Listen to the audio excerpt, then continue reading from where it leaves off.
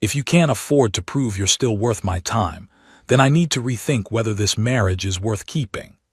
That's the words my wife threw at my face right before our company Christmas party. So I told her I'd prepare a Christmas gift that would show everyone exactly what our marriage was really worth. I'm Daniel, 34, been working as an operations coordinator at a mid-sized logistics company for 6 years. I handle vendor contracts, coordinate shipments, keep the building running. My wife Ellis, 32, works in the same company, senior accounting supervisor in finance. We've been married 5 years, and until 8 months ago, things were solid. We met at a company mixer 7 years back. She was sharp, funny, didn't take herself too seriously. We'd split everything evenly at home. She'd cook, I'd do dishes. I'd handle the yard, she'd organize finances, things like that. It worked. Then she got promoted. I was proud of her. She worked hard for that senior supervisor position.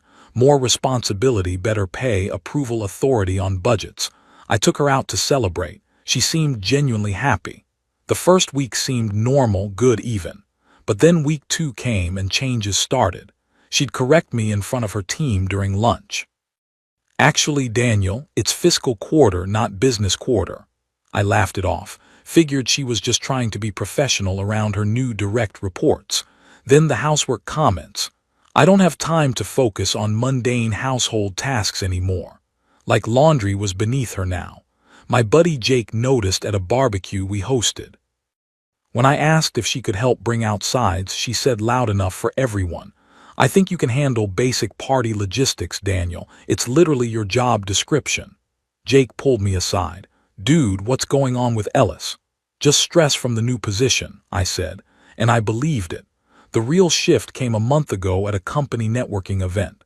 I was talking to some guys about a shipping delay.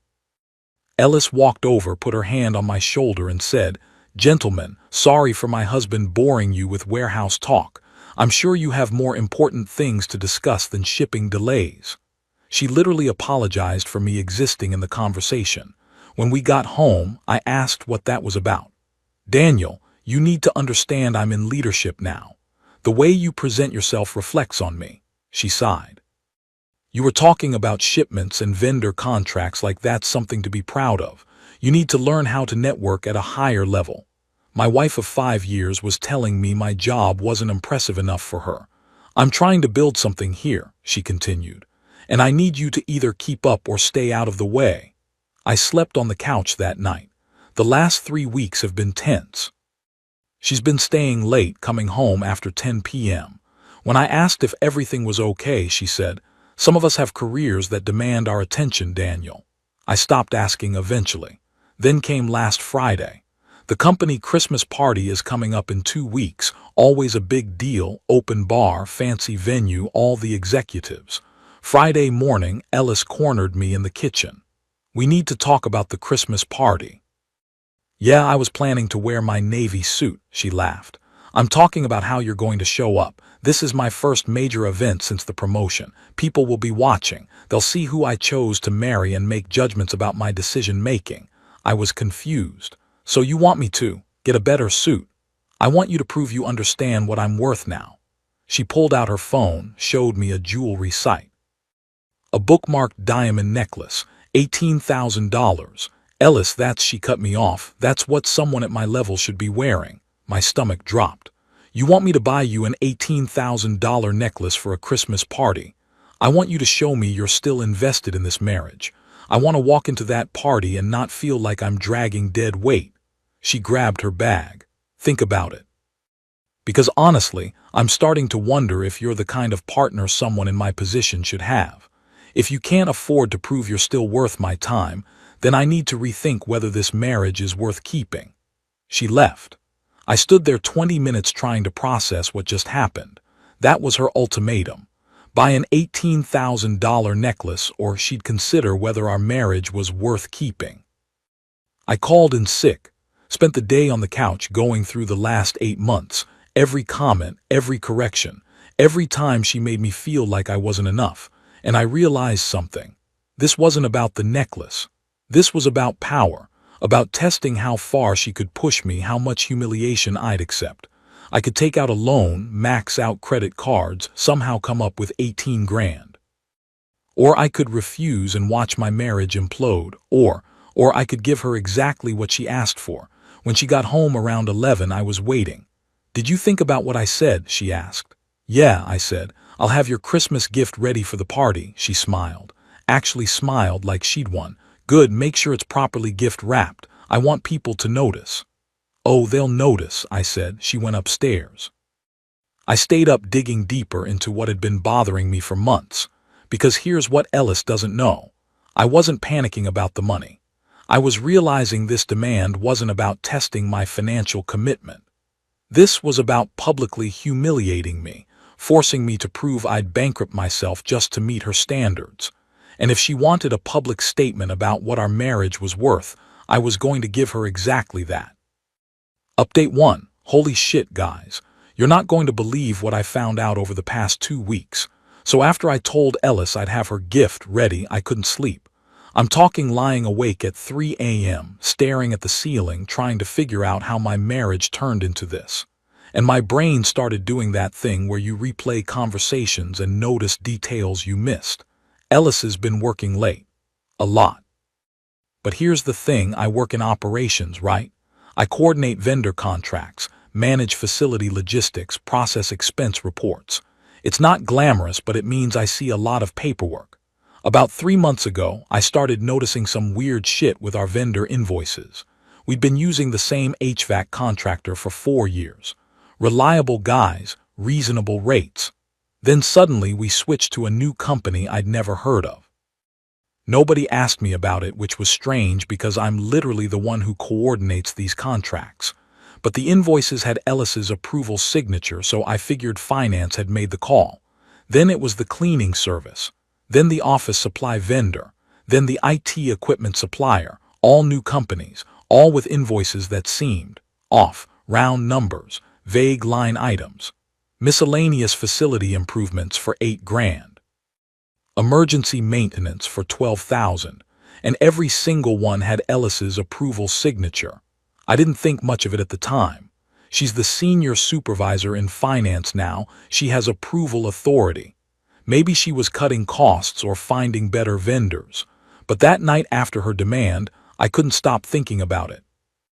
So over the next few days, I started digging through my home office files, expense reports I need to track, vendor contracts I coordinate, standard stuff I'm supposed to have for my job. I started pulling up invoices from the last 6 months. And guys, the pattern was bad, really bad. These new vendors, half of them had addresses that didn't exist. One was registered to a P.O. box. Another shared an address with a company that had been dissolved 2 years ago. And every single invoice was approved by Ellis, often co-signed by Eric Miller, the finance director. Eric, the guy Ellis has been staying late with, the guy she mentions constantly now. Eric thinks we should upgrade the conference rooms. Eric suggested I join the executive strategy meetings. Eric and I are working on a new budget framework. I started feeling sick. Over the next week, I kept digging. Using my legitimate access, I pulled up the vendor master list and cross-referenced it with payment records. I'd stay up until 2 a.m. going through spreadsheets while Ellis slept. She thought I was stressed about affording the necklace. I let her think that. The worst part, acting normal around her. Coming home, having dinner, listening to her talk about work while knowing what she was really doing. She'd complain about budget meetings and I'd nod along, all while looking at invoices on my phone under the table. The new HVAC company paid $47,000 over 3 months for emergency repairs and system upgrades. I managed the facilities. We never had any emergency repairs. The HVAC system is fine. The office supply vendor billed $23,000 for executive office furniture and equipment. We never received any new furniture, I would know. I coordinate all deliveries. IT equipment supplier, $61,000 for network infrastructure improvements. Our IT guy, Tommy, would have told me if we were doing any major network upgrades. I casually asked him over coffee last week. He had no idea what I was talking about. Someone was billing the company for services that were never provided, and Ellis was approving every single invoice, and Eric was in on it. Then I remembered something from 3 weeks ago. I'd been walking past the finance break room and heard Ellis and Eric talking. I didn't think anything of it then, but now. "The Christmas party's perfect timing," Eric had said. "After that, we're set." "Just need to get through this quarter," Ellis replied. "Then we can finally move forward." I thought they were talking about work, about quarterly reports or budget approvals or some finance shit I didn't understand. They were talking about money, about the embezzlement, about whatever they had planned after the Christmas party. The more I dug, the more I realized this wasn't just fraud. The text messages I accidentally saw on her phone last week, she'd left it on the counter while showering. Just a preview that popped up. "Can't wait to finally be done with all this." From Eric. I didn't snoop further then. Wish I had now. But it confirmed what I already suspected.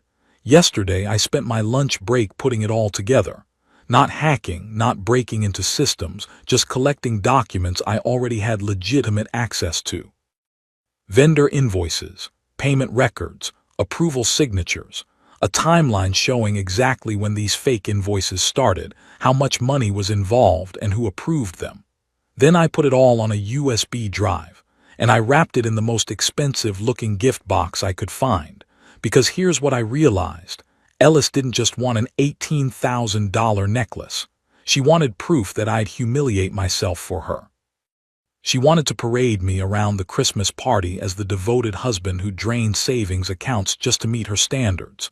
She wanted everyone to see her power over me. So I'm going to give her exactly what she wanted. A gift that shows everyone at that party exactly what our marriage is really worth. I'm going to let her open it in front of her colleagues, in front of Eric, in front of all the executives she's been trying to impress. I'm going to let her discover in the most public way possible that I know exactly what she and Eric have been doing. The Christmas party is tomorrow night. I'm getting my suit ready now. Ellis is at the spa, excited about her big night, about the expensive gift she thinks I bought her, about showing everyone how well she's trained her husband. She has no idea what's in that box. And honestly, I can't wait to see her face when she opens it. I'll update you guys after the party. If I still have a job anyway, wish me luck. Update 2, I'm writing this from my buddy Jake's apartment. Can't go home right now. Let me tell you what happened. Finally, the Christmas party came. The venue was nice. Hotel ballroom, open bar, catered dinner. All the executives there, CEO, CFO, department heads. The kind of event where careers get made. Ellis was in her element. Red dress that probably cost more than my car payment. Hair and makeup perfect. She had this energy like a celebrity at her own premiere. Eric Miller was already at the bar when we arrived. Ellis grabbed my arm walking in, not affectionately, like a handler guiding their client. "Remember," she whispered, "you're here to support me. Smile, be charming, don't embarrass me with your work stories." We made the rounds. She introduced me to her team leadership executives. Every single time she'd throw in comments that made me seem lucky to be there. "This is my husband Daniel, he handles facilities coordination." Daniel keeps the lights on, quite literally. Each introduction felt like a small knife, but I didn't say anything, just nodded along. About an hour in, Ellis pulled me aside. "So," she said, eyes bright, "where is it?" "Where's what?" "Daniel, don't play games, my gift." I pulled the wrapped box from my jacket pocket. Small, elegant, exactly the size you'd expect for expensive jewelry. Ellis's eyes went wide. "You actually did it," she said, and for a second I saw relief cross her face. "You asked for something that would show everyone what our marriage is worth." She took the box, turning it over. "This is perfect timing. Eric's about to make a toast, corporate appreciation thing. Everyone will be watching." She smiled, genuinely for the first time in months. "Thank you, Daniel. You're proving you can still keep up." She kissed my cheek and walked toward the center where Eric was tapping a microphone. My heart was pounding. Eric's toast was typical corporate stuff. Thanking everyone for their hard work, praising the finance team's exceptional fiscal management. People laughed, raised their glasses. Then Ellis raised her hand. "Sorry to interrupt," she called out, and the room quieted. "But I want to take a moment to appreciate my wonderful husband, Daniel." She gestured to me. He surprised me with a Christmas gift tonight and I'm so touched I want to open it now. If that's okay, people clapped. Some thought it was sweet. Eric smiled, raised his glass toward me. The CFO nodded approvingly. This was the moment Ellis had been waiting for. She started unwrapping. I watched her face. Watched her remove the paper, open the lid, look inside. The color drained from her face. She pulled out the USB drive, stared at it like it might bite her. Underneath was a printed document. Analysis of fraudulent vendor payments from October to December. "What is this?" she said quietly, but the microphone was still on. Eric heard it. So did everyone up front. I walked over, took the microphone from Eric's hand. "You asked me to prove I was still worth your time," I said, voice completely calm. "You asked for a gift that would show everyone exactly what our marriage is worth." Ellis was shaking her head. "Daniel, don't. So here's your gift," I continued anyways. "That USB drive contains documentation of fake vendor invoices, companies that don't exist, services never provided, payments that went somewhere other than legitimate business expenses, all approved by Ellis Brooks and co-signed by Eric Miller. Approximately $170,000 stolen from this company over 6 months." Dead silence. "Daniel, you're insane," Ellis said, voice cracking. There are copies," I said. "Already sent to HR, to the CFO, to legal. Time delivery for right now while we're all here." I looked at Eric. His face had gone gray. "I figured if you wanted a public show about what our marriage is worth, I should probably include the other person you've been building your new life with." Eric started toward the exit. 2 people from legal stepped in front of the doors. The CFO, Richard Chang, walked over and took the USB drive. "Everyone, please enjoy your dinner," he said into the microphone, voice professional but hard. "Ellis, Eric, I need you both to come with me. Now." Ellis tried to say something to me, but her mouth just opened and closed. Eric was already being escorted out.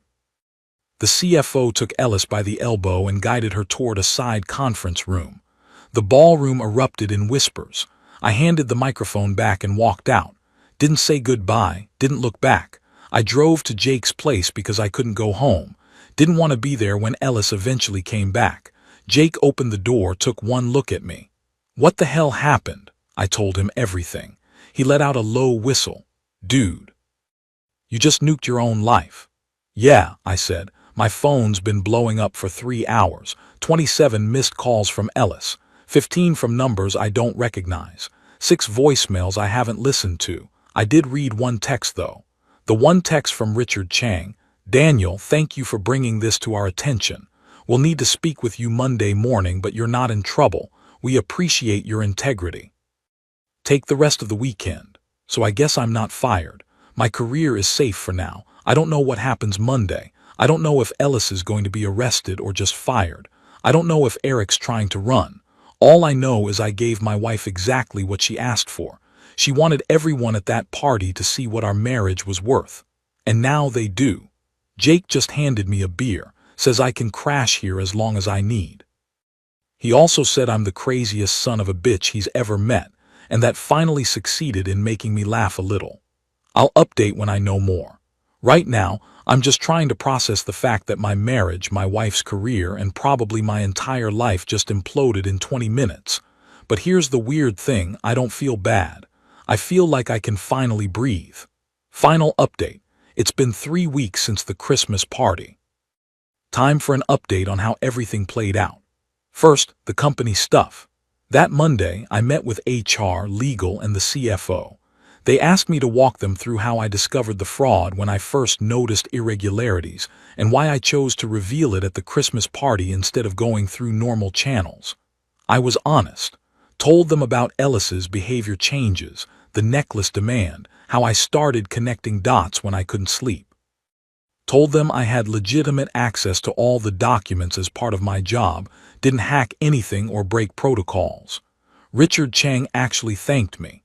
Said if I'd gone to HR first, there's a chance Ellis and Eric would have been tipped off and destroyed evidence. The public reveal, while unorthodox, meant they couldn't claim documents were fabricated. The investigation moved fast. By Wednesday, they traced payments to a shell company Eric had set up. Turns out the fraud went back almost a year, starting about a month before Ellis's promotion. Total stolen was around $240,000, not the $170,000 I'd initially documented. Ellis and Eric were both fired. Formal termination, escorted out by security. The company decided to press criminal charges. Court date is set for February.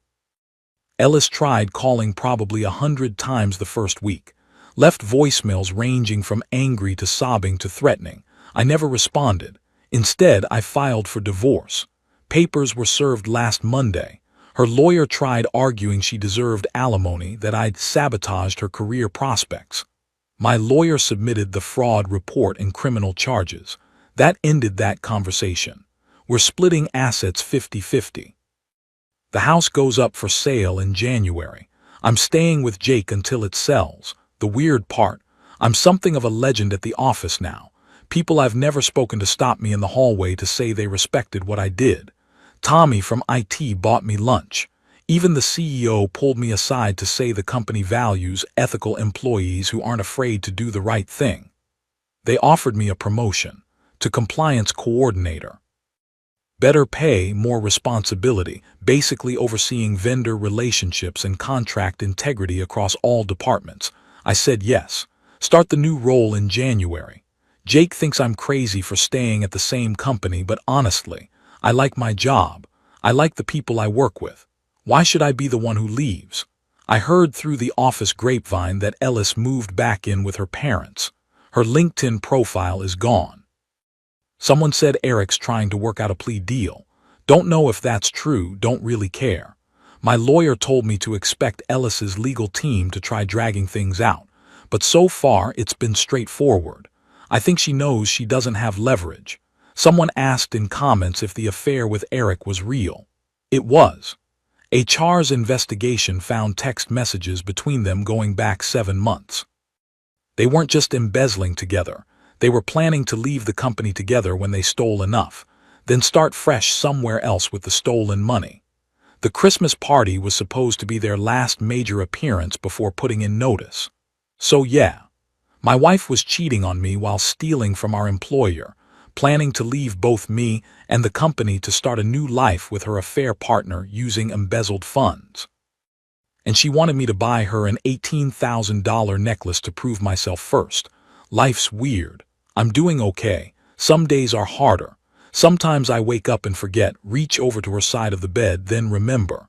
Those mornings suck, but mostly I feel lighter, like I've been carrying something heavy and finally put it down. Jake's been a good friend. So have my parents, though they're still processing everything. Mom keeps trying to set me up with her friends' daughters. I keep telling her I need time. I'm not rushing to date anyone. Right now I'm focusing on work, the new role, figuring out who I am without someone telling me I'm not good enough. The divorce should be finalized by March. After that, I don't know. Maybe I'll travel. Maybe I'll help Jake finish that old truck in his garage. Maybe I'll just exist for a while. Someone in comments asked what I'd say to Ellis if I could say one thing now. I don't think I'd say anything. She texted me last week though, just one line, "You didn't have to destroy me like this." I thought about responding, thought about saying you destroyed yourself or something dramatic, but I didn't because I don't owe her anything anymore. Not explanations, not closure, not one more piece of my time or energy. She wanted to know what our marriage was worth. I showed her. And now we're both moving on. Thanks for following along with this mess, guys. I'm good. I'm going to be good. Take care of yourselves.